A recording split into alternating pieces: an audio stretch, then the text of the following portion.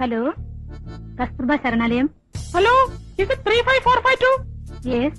സരസ്വതി അമ്മ please, call from Calcutta. Hello, Saraswathi അമ്മയ്ക്ക് phone. കൽക്കട്ടയിൽ നിന്ന് മോ വിളിക്കുന്നു. മോനെ. ആരാ? അമ്മയാണോ? ഞാനാ ഗോപാലകൃഷ്ണൻ, കൽക്കട്ട. അമ്മയ്ക്ക് സുഖമല്ലേ? സുഖമാ. മോനെ എപ്പോഴാ ഇങ്ങോട്ട് വരുന്നത്? എന്ത് ചെയ്യാനാമേ, ലീവിന് അപ്ലൈ ചെയ്തിട്ടുണ്ട്.